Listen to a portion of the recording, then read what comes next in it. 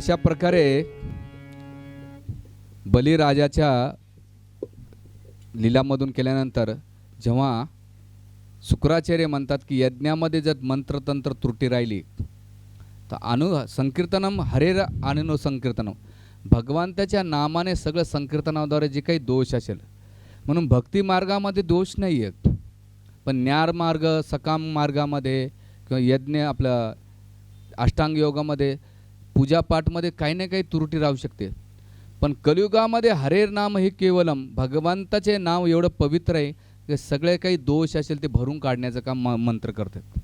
म्हणून हे भगवंता तुझ्या नामाचं संकीर्तन सगळं निर्दोष आहे, सगळ्या गुणातून ते पवित्र आहे, त्यांना कोणताही गुण प्रभाव करत नाही. तर अशा प्रकारे केल्यानंतर ह्या चरित्राचं राजा परीक्षित सुखदेव गोस्वामी वर्णन करतात की राजन, हा जर कोणी व्याख्यान ऐकतो वामनदेवाचं अद्भुत चरित्र तुम्हाला सर्व परिपूर्ण कथन केलेलं असेल तर त्याला श्रवण केल्यानंतर सर्व पापातून मुक्त होतो. त्याचप्रकारे याचं देवता पितर यांना संतुष्टीसाठी किंवा कर्मकांडासाठी जरी केलं त्याची फलश्रुती अशी होती की त्याला भगवंताचं फळ भेटते. त्यामुळे आचार्य वर्णन करतात की ह्या जर प्रसंग कर्मकांडाच्या वेळेस, यज्ञाच्या वेळेस किंवा आणखीन काही कार्यामध्ये जर तुम्ही लग्न कार्यामध्ये जर वामनदेवांचं चरित्र वाचलं, पहिल्या काळामध्ये वामनदेवांचे चरित्र किंवा कीर्तन व्हायचे, तर ते जर केलं तर ते कार्य मंगलमय होतं आणि त्याच्यातले जे येणारे विघ्न आहेत ते दूर होतात. म्हणून ह्या कथाचं बखन केलं पाहिजे.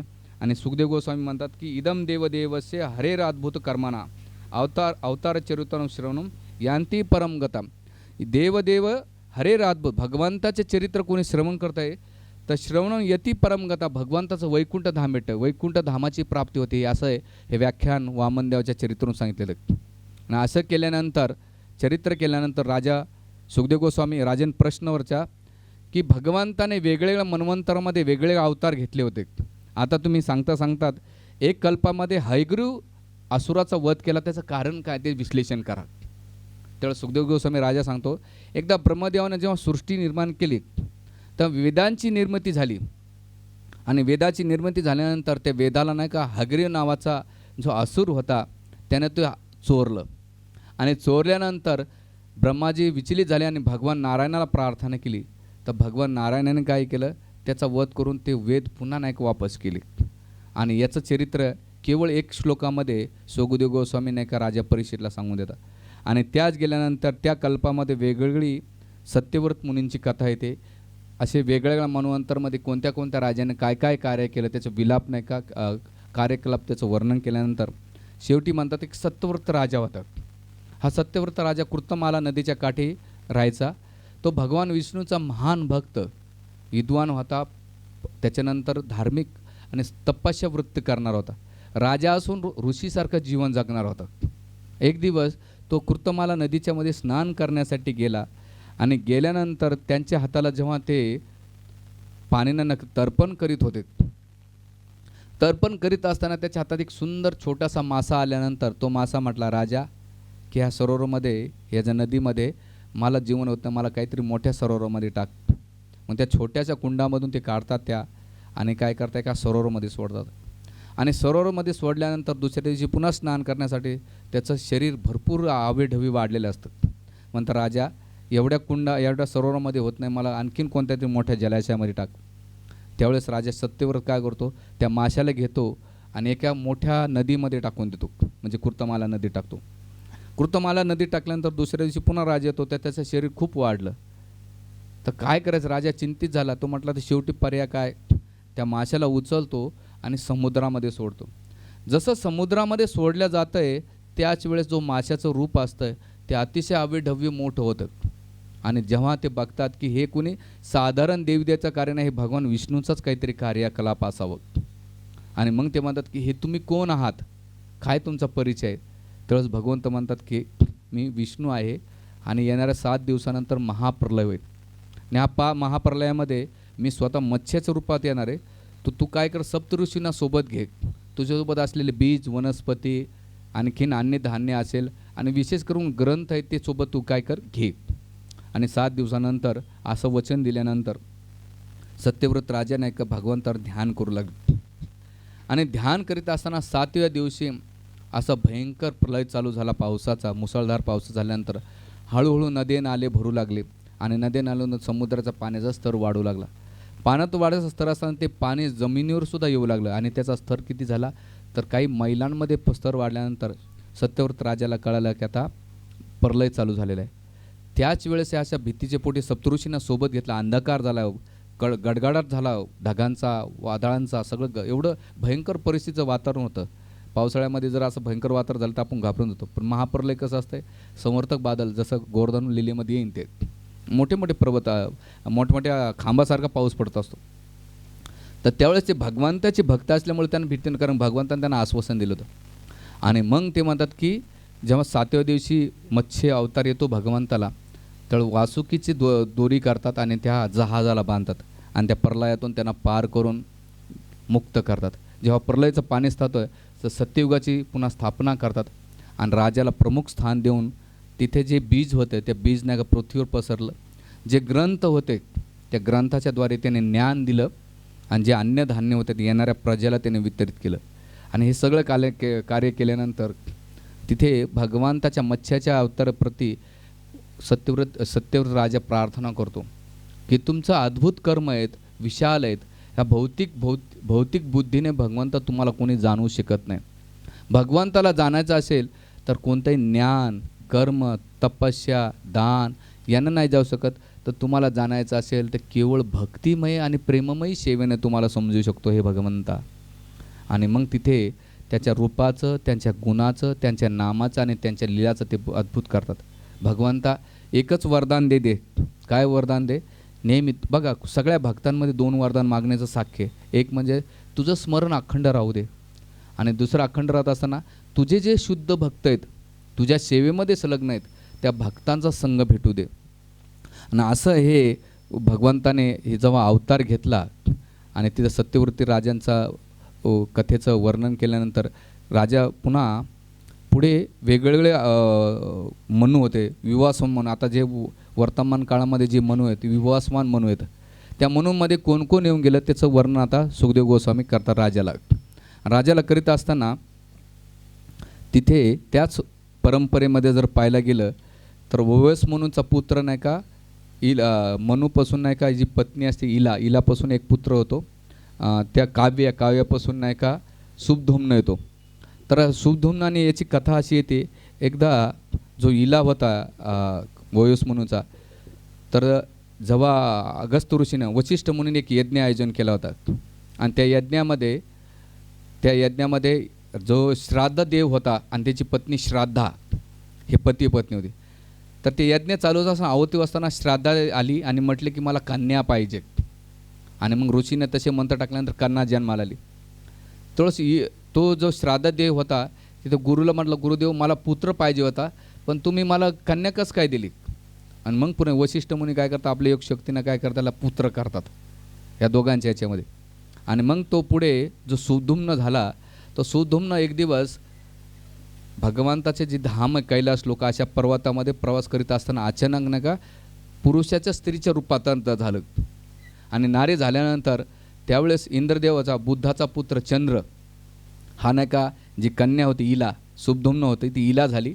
आता ती इलाच्या प्रती आकर्षण झालं आणि इलाचं पण चंद्रदेवाचा पुत्र बुद्धाचा पुत्र चंद्रदेवाच्या प्रती आकर्षण झालं आणि याच्यातून काही संताने निर्माण झाली.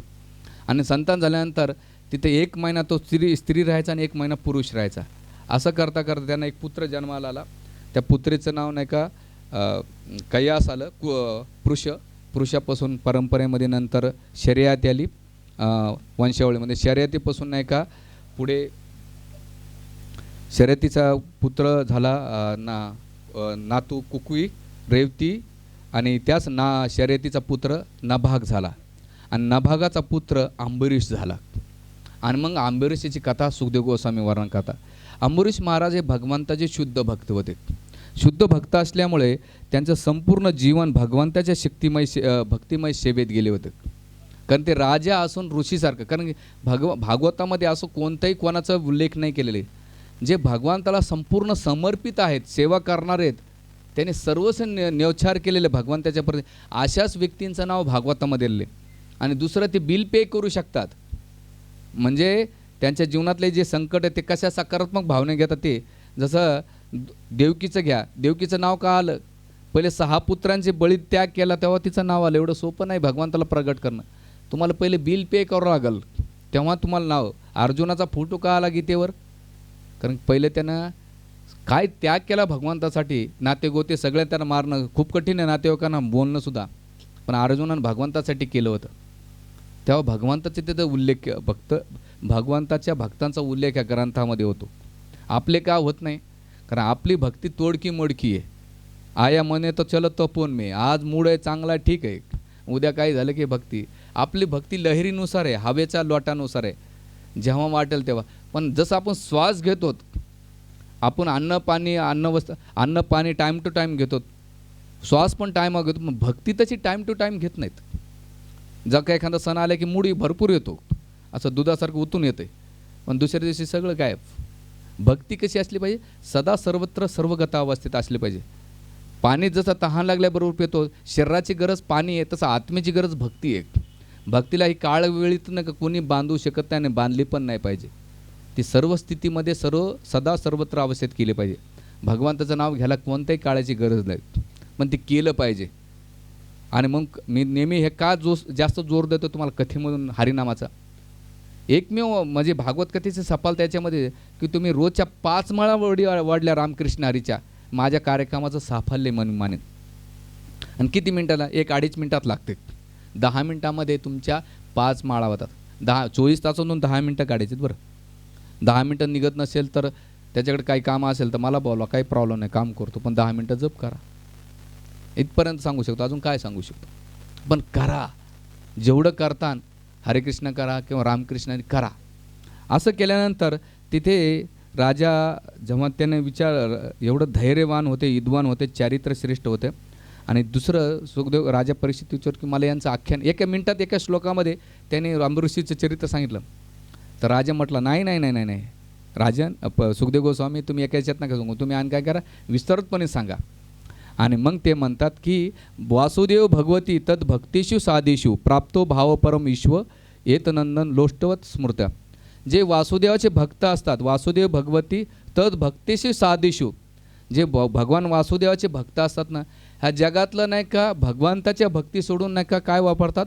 प्राप्तम भाव परम ईश्व येन निदम लोष्टवत. ह्या जगातलं भगवंताला सोडून हे जगातलं मातीमोल किंवा एखाद्या विष्ट्याप्रमाणे समजतात. असे ऋषी महाराज होते. त्यांच्या जीवनामध्ये एकमेव प्राधान्य काय होतं? भगवंत होते. बाकी संपत्ती, जे काही घर गाडी संपत्ती जमीन, हे काय होतं? लोष्टवत.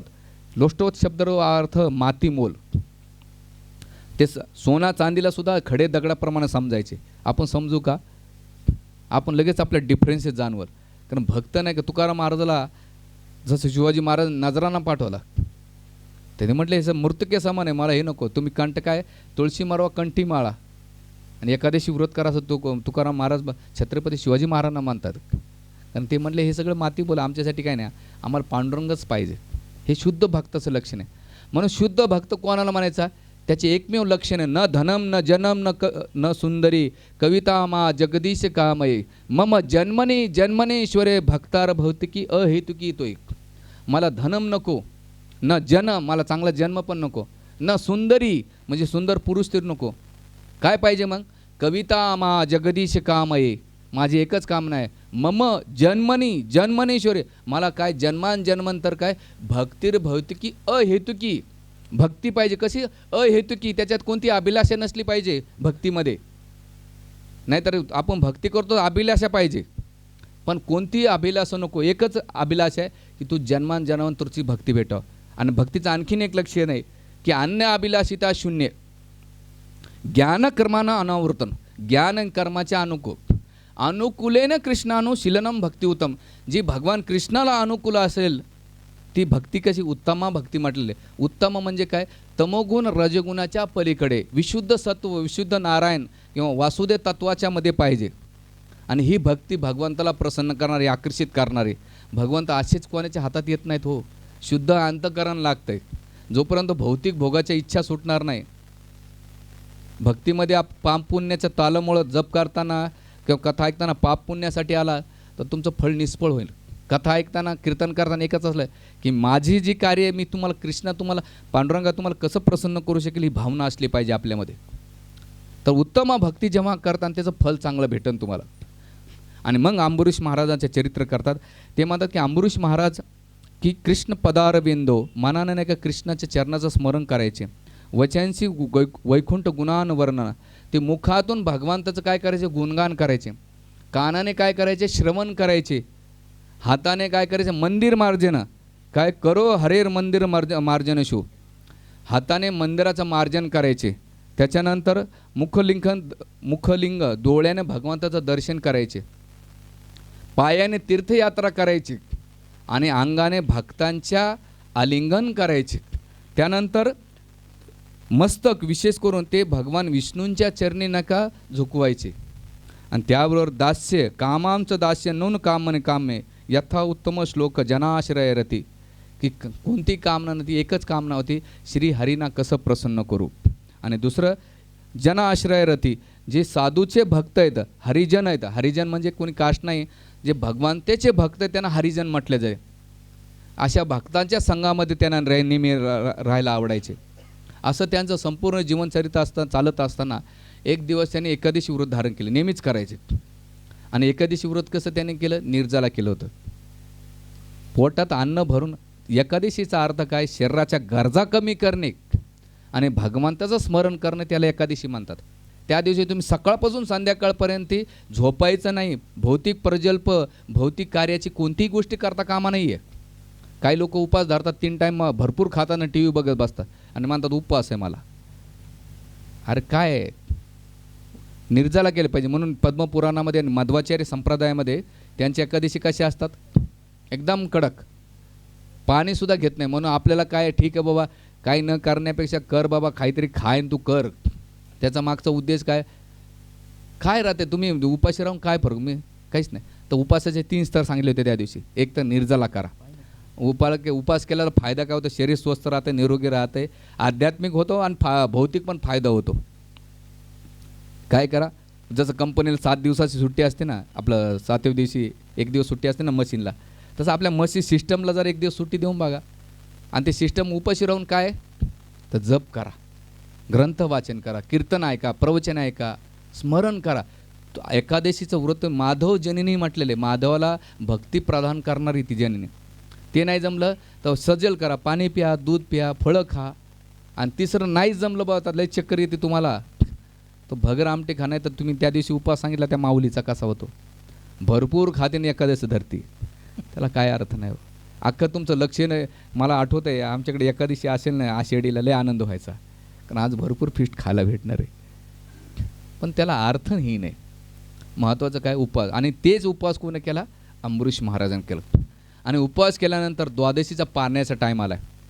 द्वादशी आपल्याकडे म्हणतात पारणा टाईम असतो आणि एक समय सोडला पाहिजे. म्हणून जे वैष्णव कॅलेंडर असतात त्याच्या टायमावर उपवास सोडला पाहिजे. आजकाल काय गावात पंक्ती ठरवतात द्वादशीच्या ते कधीही जेवतात पण एक टायमाला सोडला पाहिजे त्याचं फळ भेटते नाही तर तो फळ निरर्थक होऊन जाते.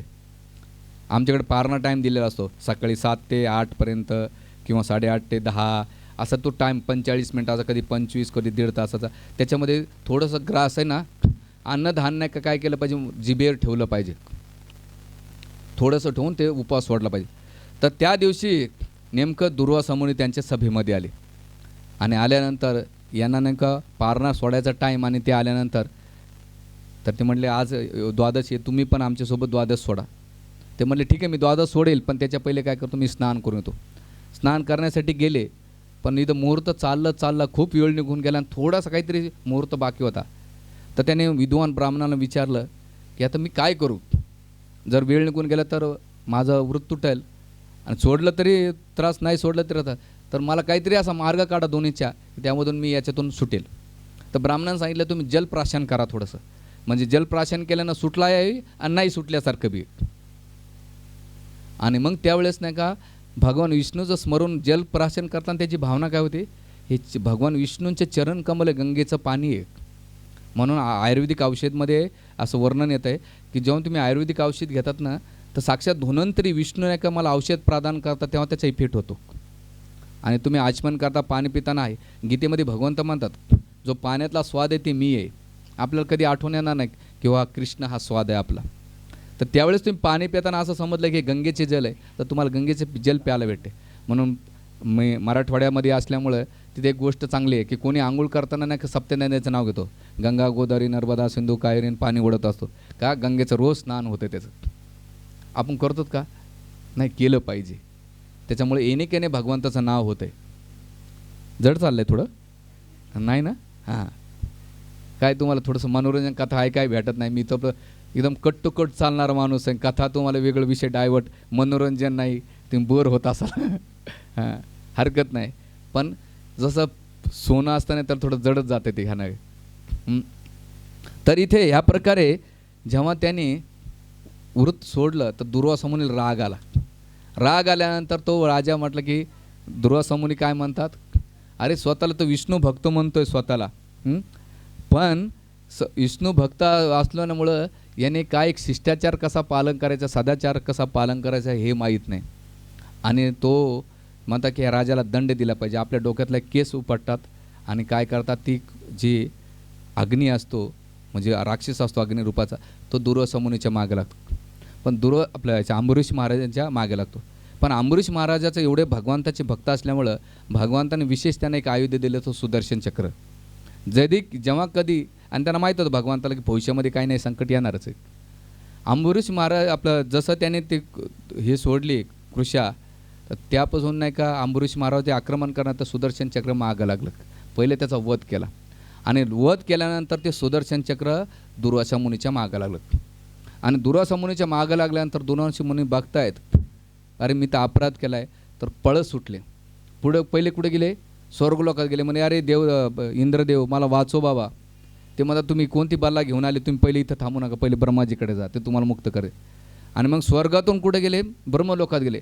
ब्रह्माजी म्हटले जे भगवंताच्या भक्ताच्या प्रती अपराध करतो त्या भगवंताच्या प्रती मी अजिबात हे करणार नाही, आणि माझ्याकडे ती शक्ती पण नाही आणि मी वाचू शकत नाही, तुम्ही काय करा दुसरीकडे जा. त्यावेळेस दुर्वासा मुनी म्हटले की जे आपण ज्याच्यापासून उत्पन्न झालो आहे, ज्यांचा अंश आहे त्याच्याकडे जाऊया. कोण, महादेवाकडे जा, कैलास लोकांकडे, तिथं तरी भेटेन. शिवजी तिकूनच बघतात की आता मोठं संकट येतं आहे आपल्याकडे. ते भोलेनाथला दंडोत प्रणाम करता, मला वाचवा इथून काहीतरी. तर भोलेनाथ म्हणतात याच्यातून मुक्ती पाहिजे असेल तर विष्णू शिव तुम्हाला दुसरं कोण नाही, तुम्ही ताबडतोब तिकडे काय झालं, वैकुंठ लोकात जात. म्हणजे वैकुंठात गेल्यानंतर सुद्धा त्याला कुंठ भेटलं. का बरं, वैष्णवांच्या प्रती अपराध केला.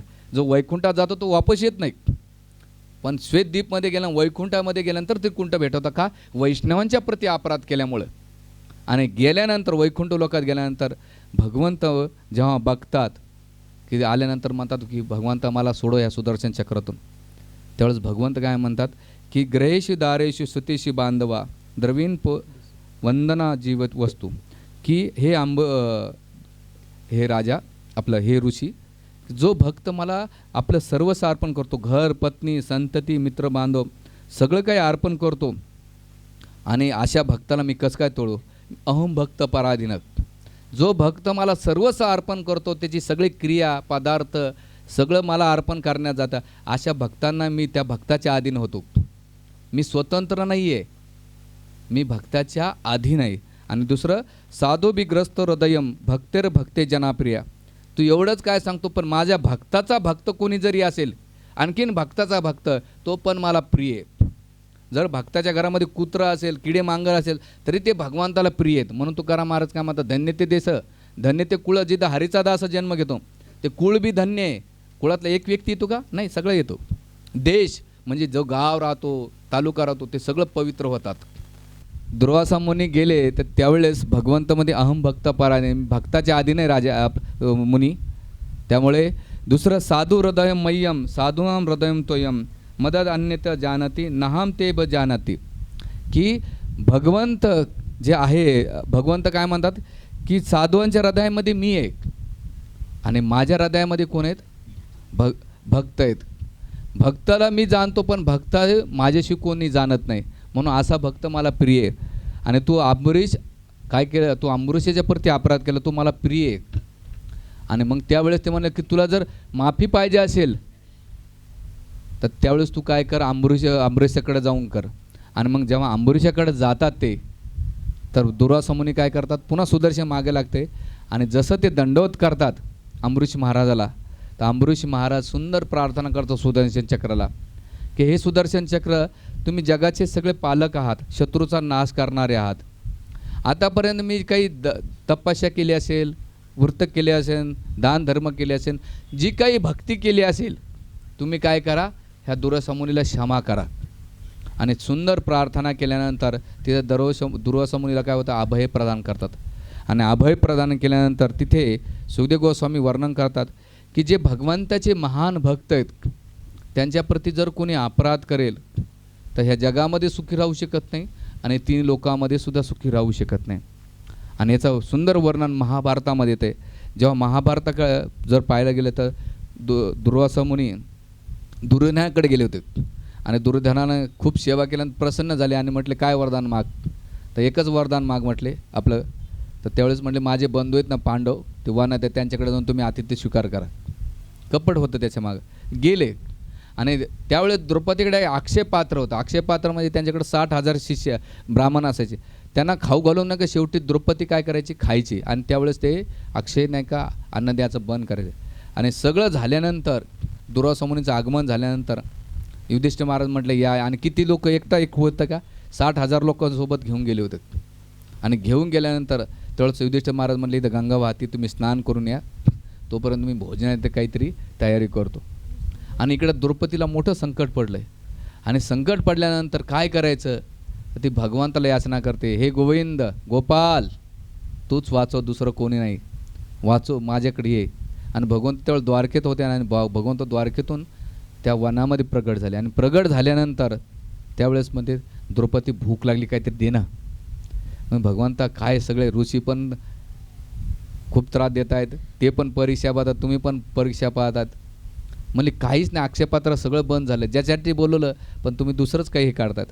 ते म्हणजे काहीतरी असेल दे, म्हणजे काहीच नाही. बघा त्या अक्षयपात्रामध्ये त्यावेळेस भगवंत बघता त्या अक्षयपात्रामध्ये एक शीत असतं. काही आचार्य म्हणतात शाक्त असतं, पत्त्याचं हे असतं, काही म्हणतात शीत असतं. आणि मग भगवंत काय करतात, ते शीत घेतात आणि आपल्या जिवेवर ठेवतात.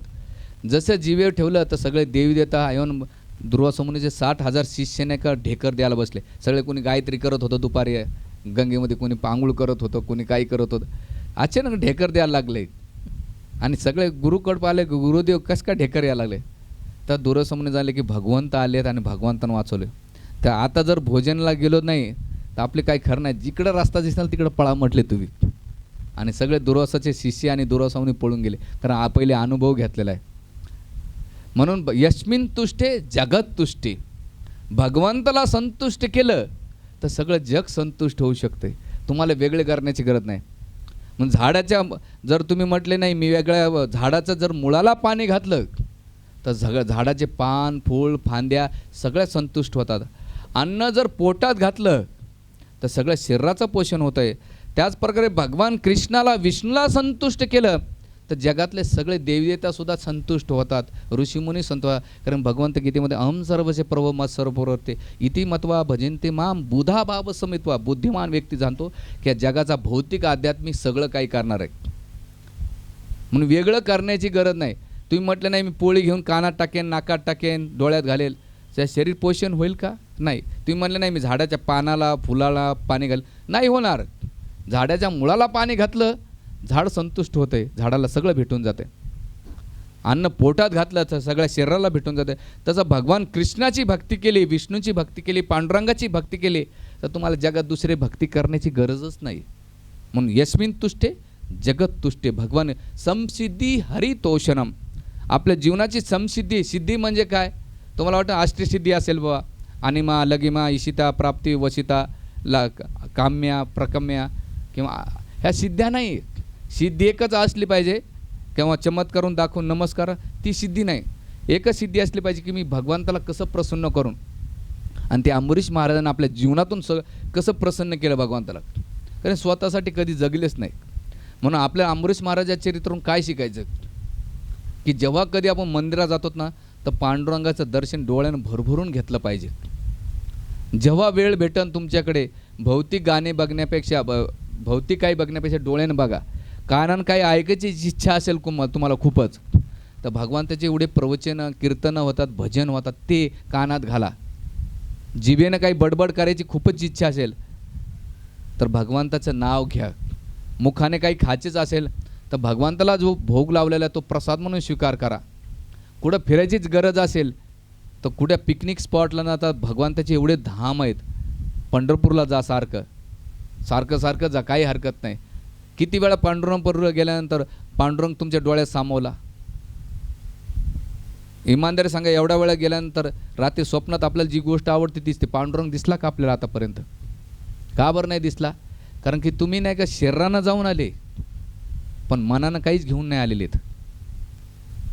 गाड्या पण जातात, मुंग्या पण जातात, प्राणी पण जाऊन येतात, पण ते पांडुरंगाला घरी घेऊन आलं पाहिजे. कुठं घेऊन आलं? हृदयात साठवून आणलं पाहिजे, डोळ्यातून साठवून आणलं पाहिजे. ती तीर्थयात्रा आहे. तीर्थयात्रा म्हणजे गंगेत डुबक्या मारणं, प्रसाद खाणं, भांडारा खाणं, तो नाही आहे. तीर्थयात्रा म्हणजे भगवंताला आपल्यासोबत घेऊन येणं, वाईट सवयी तिकडे सोडणं, अनासक्ती सोडणं भौतिक जगाची आणि पांडुरंगाच्या प्रती आसक्ती वाढवणं, ही तीर्थयात्रा असते. म्हणून अंबरीश महाराज काय करायचे? जिवेनं आणि एक बंगाली भजन म्हणतात की जर तुम्ही जिवेनं भगवंताचं नाव घेतलं ना, अग्नी पहिले जीवात तोंडात जाते आणि पहिले जिभेला जाळून टाकते. का बरं जाळून टाकते माहिती का? की या जीवन बडबड केली, पण माझं नाव घेतलं म्हणून पहिले जीभ जाळून टाका. कारण याचं सगळं लक्ष केसावर असायचं 10 वेळा आरशासमोर, पण हे डोक्यानं कधी पांडुरंगाचे मस्तक पेडलं ना. म्हणून यमदूताला काय म्हणले? जीवान भक्ती भगवत गुण नामधेय चेतस न मूर्ती एक चरणारविंद कृष्णाय नमती शिरे कदापि. जीवान भक्ती, जो भगवंताचं नाव घेत नाही अशा पापीला माझ्याकडे घेऊन. जीवान भक्ती भगवत गुण नामध्ये, भगवंताचं गुण नामध्ये. चेतस न मूर्ती, जो चेतनात स्मरण नाही करू शकत. कृष्णाय नमती, एकदा सुद्धा नमन करत नाही, अशा पाप्याला माझ्या धामात घेऊन या.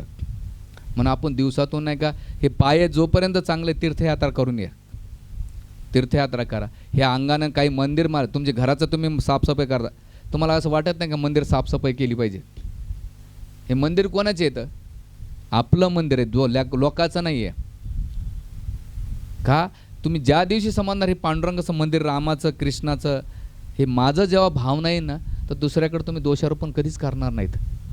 पण तुम्हाला वाटतच नाही हे मंदिर माझं. मंदिर वाटते ते भजन करणारवाल्यांचं आहे, याड्याचा बाजार आहे तो सगळा.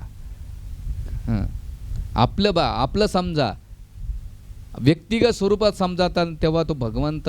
कारण मी तुम्हाला नेहमी सांगितलं 2-3 वेळा, तुम्हाला गल्लीतला पांडुरंग पावत नाही, मग पंढरपूरचा का पावतो? गल्लीतला गणपती पावत नाही, लालबागचा का पावतो?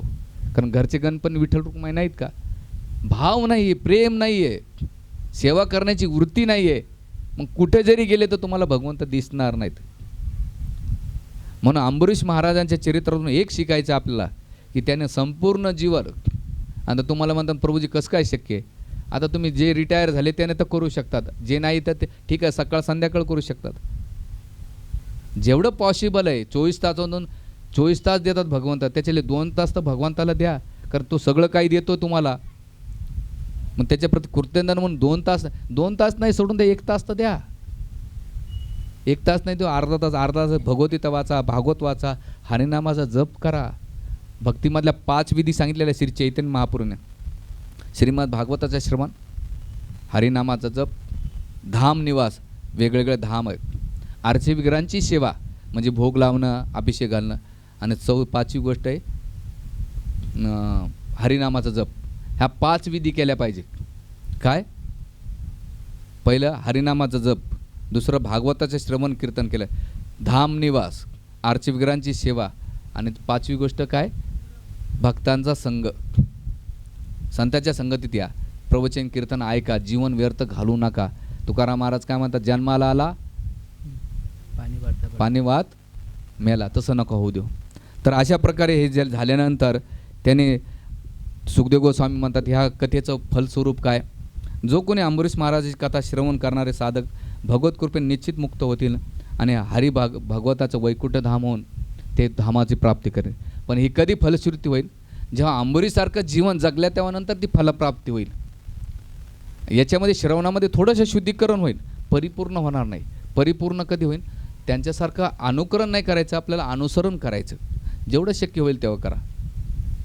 आणि हे केल्यानंतर मग त्याच परंपरे अंबरीश महाराजांच्या परंपरेमध्ये राजा मंदाता येतात. राजा मंदाताला 2 पुत्र होते आणि 50 कन्या होत्या. तर यमुनेच्या नदीमध्ये सौबरी मुनी नावाचे एक ऋषी होते. तर याने मुद्दाम तपस्या करण्यासाठी कुठे गेले? डोंगरावर गेले नाही ते, तर कुठे गेले? पाण्यात गेले. कारण पाण्यात गेले तर माझ्या तपस्याला कोणी भंग करणार नाही मला. म्हणून सौबरी मुनी काय केलं? यमुनेच्या याच्यामध्ये पात्रामध्ये तपस्या करीत बसले होते. तपस्या करीत असताना त्या तपस्यामध्ये 2 माश्या जेव्हा संग करीत होत्या दोघी, आणि हे दृश्य पाहिलं तर त्यावेळेस सौबरी मुनींची कामवासना जागृत झाली.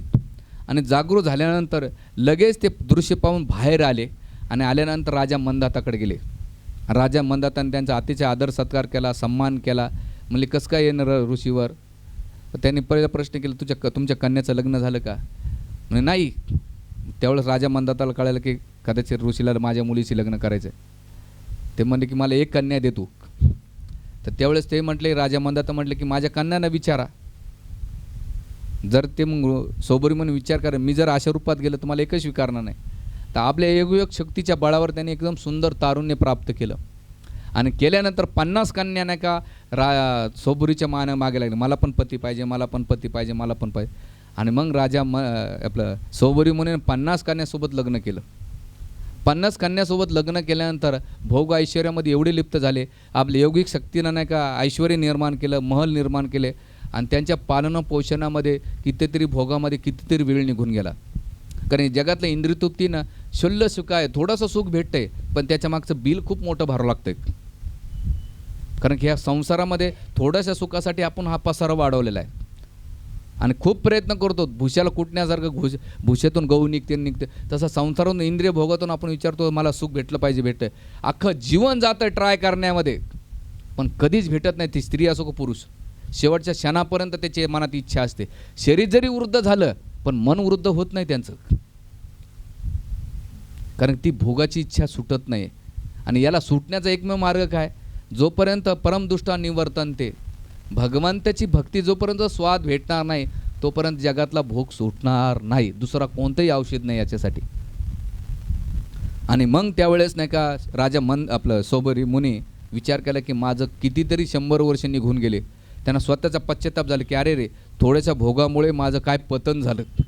आणि पतन झाल्यानंतर मी भगवंताच्या भक्तीमध्ये साधनेमध्ये एवढं तल्लीन होतो, पण सुल्ल सुखायामुळं मी सगळं सोडलं. त्याच वेळेस राजा आपलं सौबरी म्हणून सगळं सोडलं आणि वनामध्ये तपस्याला पुन्हा गेले. सुखदेव गोस्वामी विचार करतात की अशी अवस्था का झाली सौबरी मुनींच्या जीवनामध्ये? काय कारण होतं? माश्यामध्ये छोट्याशा एवढं भौतिक जगाच्या भीतीपोटी ते पाण्यात बसले, पण छोट्या दुसऱ्या दृश्यामध्ये एवढं विचलित का झाले? त्यावेळेस ते म्हणतात राजा की सौबरी मुनी ज्या यमुनेच्या डोळ्यामध्ये होते तिथं माश्या भरपूर होत्या आणि रोज भगवंताचे भक्त गरुडजी त्या माश्या खायला यायचे. आणि माश्या खात असताना तिथला माश्या कमी होता. माश्याचा जो राजा होता तो सौबरीकडे म्हणून गेला की हे गरुडजी रोज येतात, आमचं भक्ष्य करतात, आमची वंशावळी नष्ट होण्यासाठी येते, आम्हाला तुम्ही काहीतरी मदत करा. त्यावेळेस सौबरी मुनीनं त्या माश्यांना आश्वासन दिले, घाबरू नका, मी तुमचं रक्षण करतो. आणि मग एक दिवस गरुडजी माश्या खाण्यासाठी आले. आता तुम्ही प्रश्न करा, भगवान भक्तांचे, विष्णूचा भक्त पण माश्या कसं काय खातो? कारण की आता तुम्ही साधे सरळ सोपे, तुम्हाला काही प्रश्न नाही पडणार, पण आमच्याकडे कोणी व्याख्यान करीत असेल त्याला लगेच नंतर विचारतो असं कसं काय? मग मी खाल्लं तर काय प्रॉब्लेम? भगवंत ज्याचं खातं त्याच्या डोक्यावर बसतात, मग मला मी खाल्लं तर काय प्रॉब्लेम आहे? कारण त्याचं शरीर काय, त्या शरीराचं जे खाद्य असेल ते खाल्लं आणि भगवंत ते स्वीकार करतात. आणि मग तिथे सौबरी आपलं गरुडजी, तर गरुडजीला म्हणतात की याच्या पुढे जर तू माश्या खालायशील तर तुझं काय होईल, तुला मी शाप देईन. आणि मग गरुडजीच्या प्रती अपराध केला सौबरी मुनीनं आणि अपराधाचं फळ म्हणून तिथं गरुडजीने येणं बंद केलं. पण ज्या भक्तांच्या प्रती अपराध केल्यामुळं पुन्हा सौबरी मुनीचं पतन झालं छोट्याशा दृश्यामुळं. त्यामुळं भक्तीच्या कोण्याच जरी स्तरावर तुम्ही असाल पण वैष्णवांची आणि भक्तांच्या प्रती अपराध कराल तर ती अवस्था खाली येऊन जाईल. हे इथं आचार्य त्या वर्णन टीकेतून विश्लेषण करतात. आणि मग केल्यानंतर सौबरी मुनींच्या पुढे राजा मंदाताच्या कथेतून पुढे जे सगर महाराजांची कथा सांगतात. सगर महाराजांच्या कथेतून सगर महाराजांची जी 2 पत्न्या होते, केसनी आणि आणि दुसरी एक कन्या होत्या. तर त्या केशिनीपासून असामंजस्य झालेलं आहे. तर सगर महाराज हे भगवंताचे त्यांचे वडील नाही का खूप लहानपणी वारले होते आणि वारल्यानंतर सगर महाराजांची पत्नी होती. तर त्या बाकीच्या राणीने काय केलं, सगर महाराजांच्या आईला नाही का विष पाजलं होतं कारण गर्भपात व्हावं म्हणून. आणि त्या विषाचा प्रभाव न पडल्यामुळं त्या औरवर नावाचे ऋषी होते त्याने त्यांना वाचवलं होतं. म्हणून त्यांचं नाव काय पडलं, सगर. जो विषाला पचवू शकतो सगर म्हणजे त्याचं नाव सगर पडलं. आणि सगर महाराजांनी लग्न केल्यानंतर दोन त्यांच्या राण्या होत्या. एक केसनी आणि दुसरी एक राणी होती. त्या राणीपासून 100 पुत्र जन्माला आले होते आणि केशनीपासून असामंजस्य जन्माला होता. तर त्या ऋषीच्या अवर नावाच्या ऋषीच्या सांगण्यावरून त्यांनी मोठा अश्वमेध यज्ञ आयोजित केला होता. आणि ते यज्ञाच्या वेळेस इंद्राने पाहिलं की राजा सगर नाही का यज्ञ करतोय आणि जर हे यज्ञ करीत राहिलं तर माझं इंद्राचं पोत पुन्हा धोका निर्माण होईल. तर त्यावेळेस तो घोडा चोरून नेला आणि घोडा चोरून नेल्यानंतर जे सगर महाराजाचे 100 पुत्र होते, 1000 पुत्र होते, त्या 1000 पुत्र सांगितले तुम्ही त्या काय करा, सगळ्यांना शोधून आणा, त्या आपल्या घोड्याला शोधून आणा. तर शोधून आणण्यासाठी गेले तर सगळीकडे शोधले, त्यांना कुठेही तो घोडा भेटला नाही. तर 100 मग काय केलं, तर पृथ्वीला खोदलं. तर त्या पृथ्वीला त्याने भयंकर खोदलं आणि भयंकर खोदल्यानंतर पाताळ लोकामध्ये कोण होतं, भगवान कपिल होते. आणि कपिल असल्यानंतर ते बघितलं कपिल मुनीच्या आश्रममध्ये घोडा बांधलेला, इंद्रानं नेमकं घोडा तिथं बांधला. तर हे 100,000 पुत्र म्हटले की हा घोडा ह्या मुनीनं चोरला, घोड्या मुनीनं चोरला, आक्रमण करा, मारा हाना. आक्रमण करता करता कपिल मुनी पाहिलं की उद्दंड पुत्र आहेत आणि उद्दंड असल्यामुळे यांनी कोणता विचार न करता काही गोष्ट न ऐकता त्याने आक्रमण केलं. तर आपल्या हुंकारानं काय करत, जळून भस्मसात करतात. आणि सगळे 100 पुत्र जळून भस्मसात झाल्यानंतर सगर महाराजाला बातमी कळते, खूप दुःख होतं. आणि दुःख झाल्यानंतर पुढे आपला जो केशनीचे जो पुत्र असमंजस्य, हा योगी होता पण याचा स्वभाव नाही का क्रूर होता.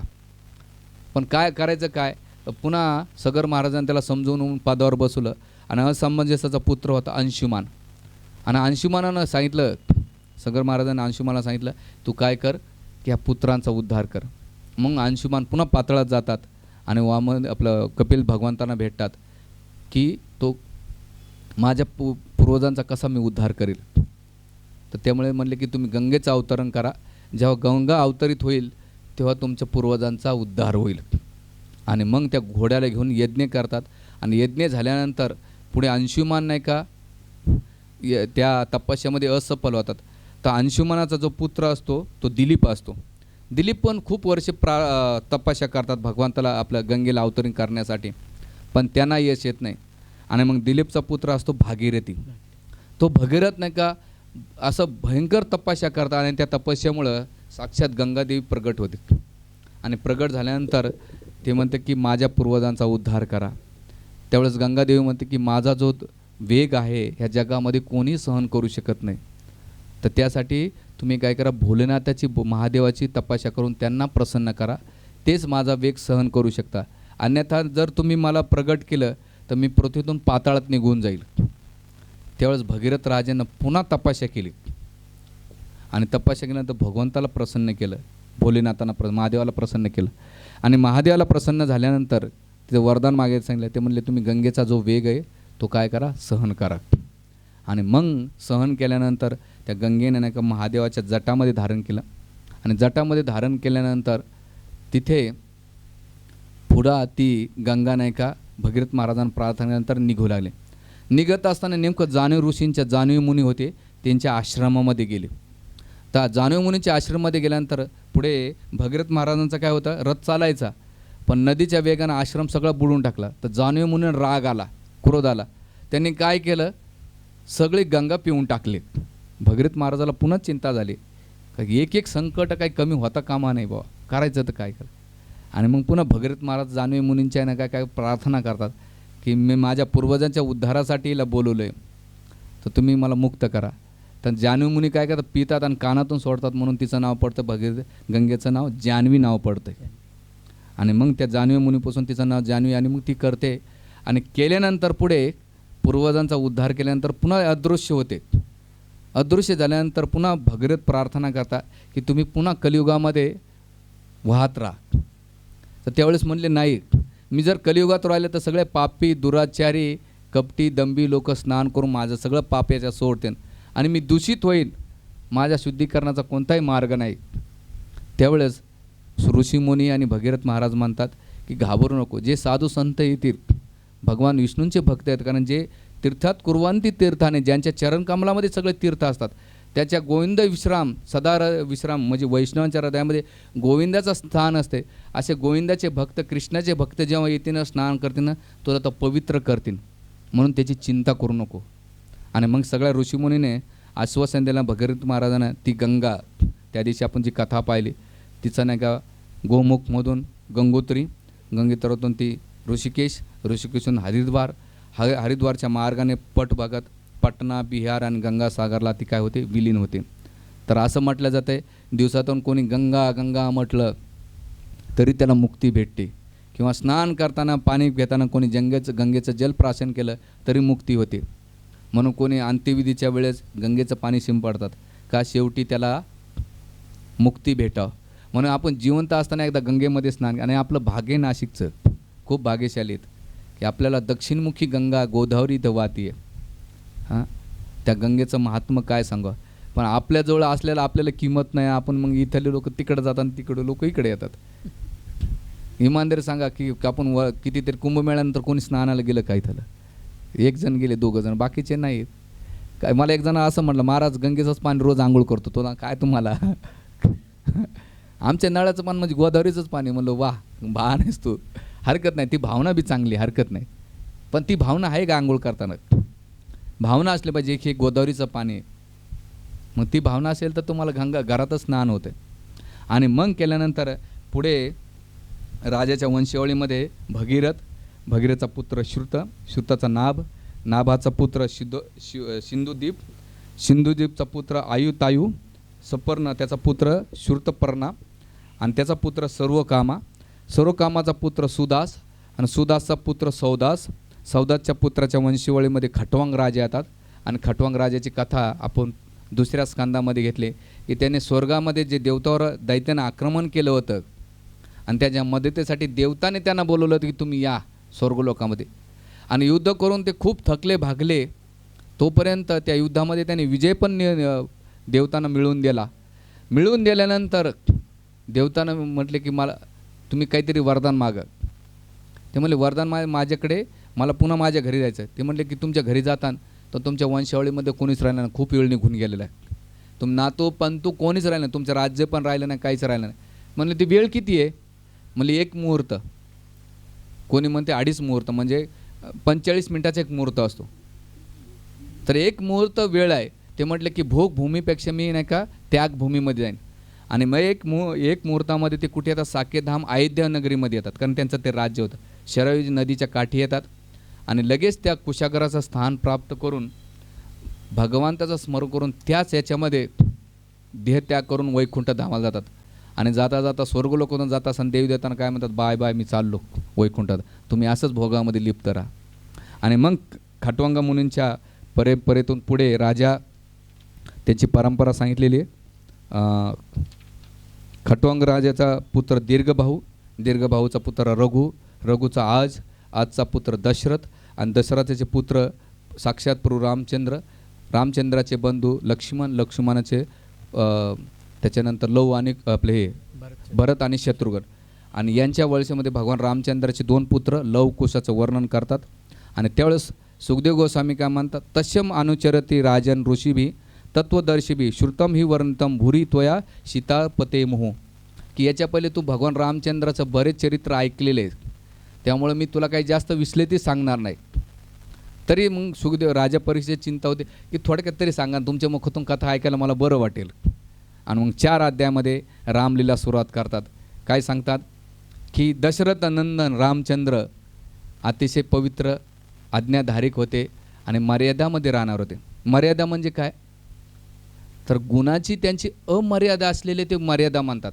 आपल्याला वाटतं मर्यादा म्हणजे काही नियम नाही, त्यांचे गुण एवढे अमर्यादित की त्यांची मर्यादाच नाही आहे, म्हणून मर्यादा मानतात.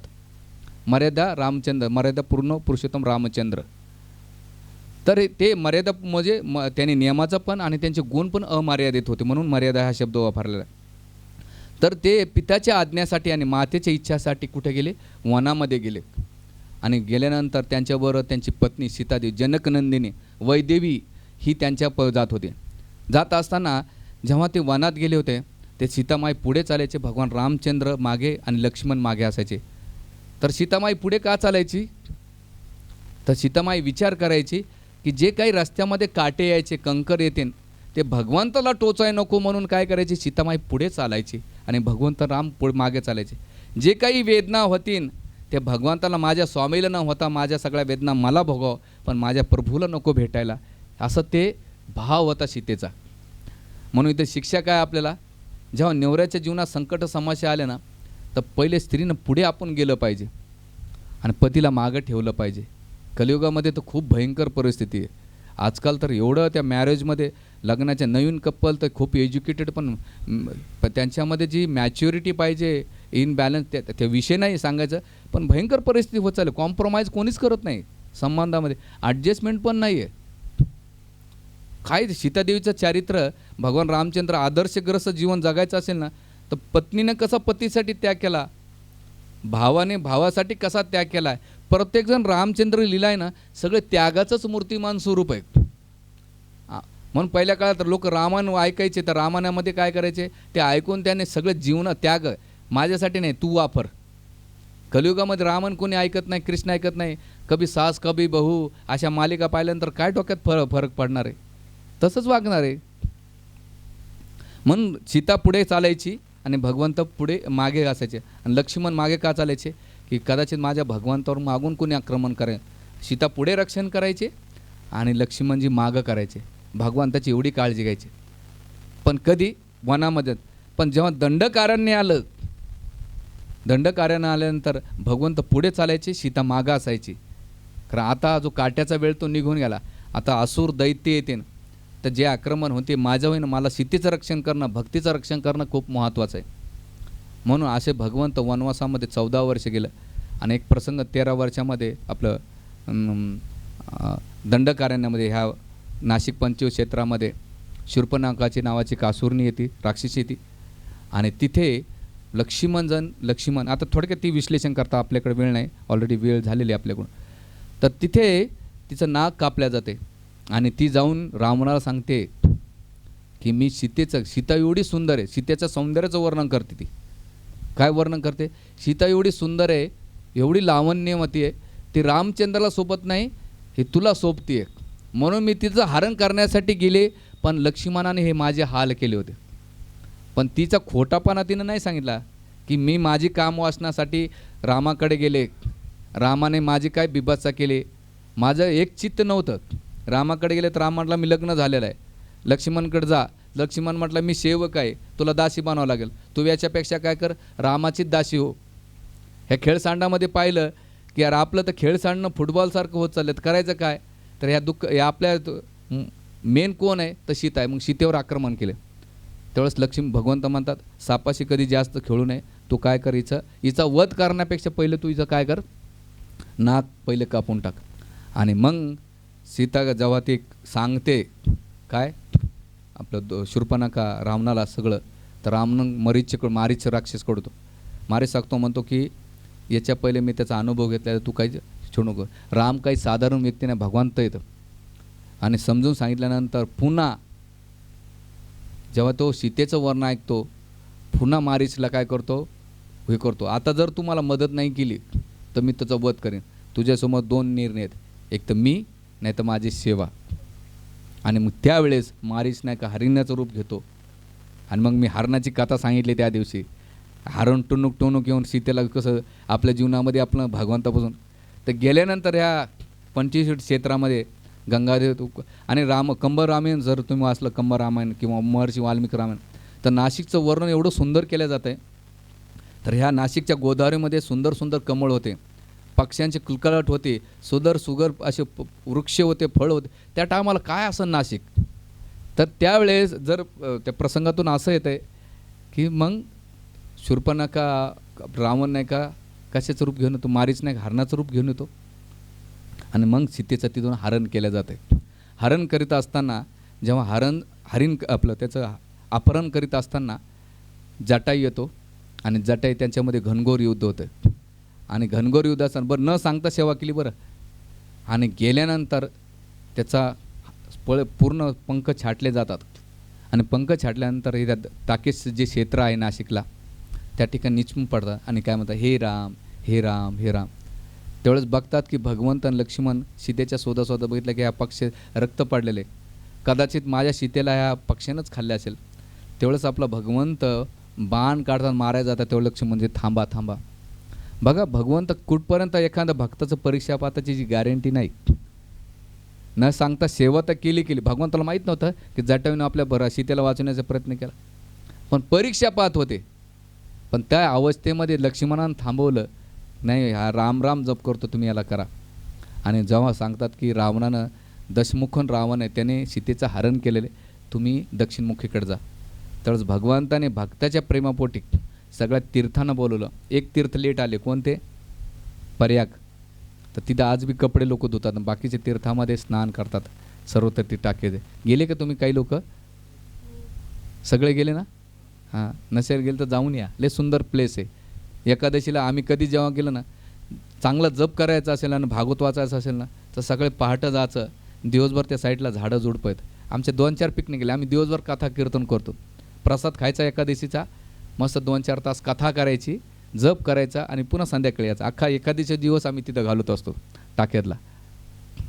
तर त्या ठिकाणी जेव्हा पाणी अर्पण केल्यानंतर भगवंत बाह्य दृष्टिकोनातून जटायू हारला, पण आंतरिक दृष्टिकोनातून तो विजय झाला. कारण का? भगवंत म्हटले माझ्या साकेत धामाची तू प्राप्ती करशील. आणि त्याच रूपामध्ये जटायू कुठे गेले? भगवंताच्या धामात निघून गेले. आणि मग भगवंत करीत करीत किष्किंधामध्ये जातात, सुग्रीशी मैत्री करतात. सुग्रीशी मैत्री केल्यानंतर 4 महिने तो भोगामध्ये लिप्त लावतो. लक्ष्मणजी पुन्हा खडसवतात, पुन्हा सुग्रीव पुन्हा येतो, सगळे सैन्य जमा करतो आणि मग पूल कसा बांधला जातात त्याचं वर्णन करतात इथे लीलेमध्ये. आणि सीतेचे जाऊन तिथे जाऊन लंकेचा आपलं रावणाचा वध करतात. रावणाचा वध केल्यानंतर सीतेला पुन्हा घेऊन येतात, पण सीतेचं घेता असताना पुन्हा त्याचं अग्निपरीक्षा केली जाते. आणि अग्निपरीक्षा केल्यानंतर त्या अग्निपरीक्षेतून मायावी जी सीता नेली होती पहिली गोष्ट, तर ती ओरिजिनल सीता आता पुन्हा येते. आणि मग बिभीषण काय करतो, त्यांना पुष्पक विमान देतो. आणि पुष्पक विमानामध्ये भगवंत सगळ्या माकडांना जेवढे कोणी होते त्या पुष्पक विमान जेवढे लोक बसायचे ना, तो एक्सपान्शन विस्तारित स्वरूप करायचं. कारण सगळ्याला भगवान रामचंद्राचा अभिषेक बघायचा होता. तर लंकेचे पण राक्षस आले होते, किष्किंधाचे पुन्हा वानर माकडं त्यांच्या. आणि सीतामाई म्हटली तुम्ही एकटे येऊ नका, सगळ्या परिवाराला घेऊन चाला. आणि ते पुष्पक विमान वाढत चालवतं. आणि भगवंत हनुमाला जाऊन सांगितले की भरताला जाऊन बघ, कदाचित त्याचं राज्यामध्ये आसक्ती तर नसेल, जर असेल तर मी पुन्हा वापस येईल, मला नको राज्य. आणि मग हनुमानजी पुढे जातात आणि भरताची परीक्षा घेतात. पण भरत बघतात की एक मुहूर्त जरी लेट झालं तर माझं हे शरीर राहणार नाही. जेव्हा त्यांची तळमळ ती भावना बघतात तर हनुमानजी म्हणतात ओके आता तुम्ही या, ग्रीन सिग्नल देतात. आणि मग आल्यानंतर तिथं त्यांचा राज्याभिषेक होतो. भगवंताला राज्य बसून अतिशय रामराज्याचं वर्णन श्री कंबस्वामी, आपलाचार्य, गोविंदराजांची टीका, खास करून रामायणावर दक्षिण भारतातले श्री वैष्णव आहेत, जे बालाजीचे भक्त आहेत ना, कांचीपुरम पद्मनाभ स्वामी, त्यांनी एवढ्या सुंदर सुंदर रूपरेषा केलेल्या आहेत रामचंद्राच्या. त्या भागवताचे कशा कनेक्ट केलेल्या आहेत, एक एक कनेक्ट कसे केले. रामकथा ऐकण्यासारखे तर त्यांचीच कथा ऐकाव, अप्रतिम. लक्ष्मण ह्या शब्दाचा अर्थ आहे जी लक्ष्मी संपन्न असलेले लक्ष्मण. कोणती लक्ष्मी होती त्यांच्याकडे? तर भगवान रामचंद्राच्या सेवेची लक्ष्मी होते, म्हणून लक्ष्मण होते. जोपर्यंत रामचंद्राची सेवा करण्याची भावना नसणार तोपर्यंत ती लक्ष्मी नसणार आहे. ते लक्ष्मणाकडे ती संपत्ती होती. तर आपल्या जीवनात जी संपत्ती कमवायची ना, तर भगवान रामचंद्राची भक्ती, त्यांची सेवा करणं ही लक्ष्मी, म्हणून लक्ष्मण संपन्न म्हटलेलं आहे. आणि सीता म्हणजे काय? त्यागाचं मूर्तिमान स्वरूप. शेवटपर्यंत तिच्या जीवनात किती संकट समस्या आल्या, पण भगवान त्याच्या सेवेमध्ये तिनं कधीही केलं नाही. लक्ष्मण 14 वर्षे झोपले नाहीत लक्ष्मण, आणि 14 वर्षे झोपले नाही, किती सेवेसाठी तल्लीनता असेल. असं केल्यानंतर श्री सुखदेव गोस्वामी या कथेला विराम करतात आणि म्हणतात जो कोणी प्रभू रामचंद्राची कथा श्रद्धापूर्वक श्रवण करतो, त्याच्या जीवनात जे कामरूपी रावण आहे त्याचा वध होऊन त्याच्यामध्ये भगवान रामचंद्राचा निवास होतो. अशा भगवान रामचंद्राचं व्याख्यान करून श्री श्री राम लक्ष्मण सीता हनुमान की जय, गोपाल कृष्ण भगवान की जय. आणि हे केल्यानंतर रामाचं वर्णन केल्यानंतर ते म्हणतात की भगवंताचा आणखीन एक राम होऊन गेलेले आहेत. आणि मग प्रश्न विचारतात परशुराम. तर 3 अवतार रामाचे 3 नाव आहेत. बलरामजीला राम म्हणतात, रामचंद्राला राम म्हणतात आणि परशुराम पण राम म्हणतात. तर आपण जो मंत्र करतो तर कोणत्या रामाला उच्चारण करतो?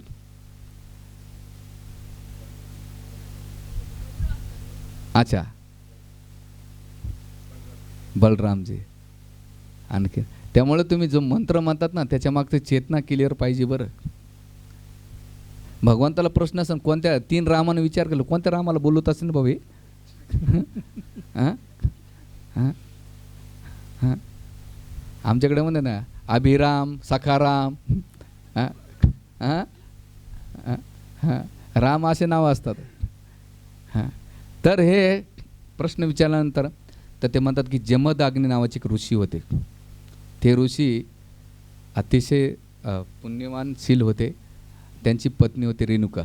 त्यांच्या पोटी 4 पुत्र जन्माला आले होते. एक पुत्र होता जो होता परशुराम, त्याचं नाव ठेवलं राम. तर त्यावेळेस कार्तिवीर्य अर्जुन नावाचा एक राजा होता. अतिशय घमंडी होता आणि घमंडातला बलशाली होता. त्याची ताकद एवढी होती की जेव्हा तो गंगेच्या पात्रामध्ये जायचा तर आपल्या हजारो बाहून आपल्या पत्नीसोबत काय करायचा, पाण्याचा वेग थांबवायचा. तर एक दिवस त्या गंगेच्या तटावर नाही का रावण नाही का आपल्या सैन्यासोबत बसला होता आणि त्याचं शिबिर सगळं पाण्यामध्ये भिजून गेलं होतं, बुडालं होतं. तर रावणाने आपल्या सैनिकाला सांगितलं की कोण असं कार्य केले, जरा जाऊन बघून या. तर मग बघतात की कार्तिवीर्य अर्जुन असतो, त्याने हे कृत्य केले. आपल्या पत्न्यासोबत राण्यासोबत काय करतो, पाण्यामध्ये विहार करतोय. मग एवढी ताकद का? तर रावण त्याला ललकारतो. ललकार करण्यासाठी जातो. तो कार्तिवीर्य अर्जुन बघतो की हा आलेला आहे, तर त्याने आपल्या बगलामध्ये दाबून ठेवतात.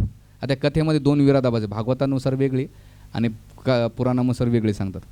आणि केल्यानंतर तिथे तो 3 ठिकाणी गायत्री करतो कार्तिवीर्य अर्जुन, म्हणजे 3 समुद्राच्या ठिकाणी सांग. त्यावेळेस तिन्ही गायत्रीच्या तो याच्यामध्ये कोपऱ्यामध्ये असं दाबून ठेवायचं कोखेमध्ये, पण अजिबात हलू दिलं नाही. आणि 3ऱ्या गायत्रीच्या वेळेस म्हटलं आता युद्ध करायचं का? त्यावेळेस शरणागत झाला राहुल, म्हटलं आपण दोघं मित्र होऊ. आणि मग तो कार्तिवीर्य अर्जुन ह्या आल्यानंतर तिथे याच्या कोणाच्या प्रती अपराध करतात, जमदग्नीच्या ऋषींचे अपराध.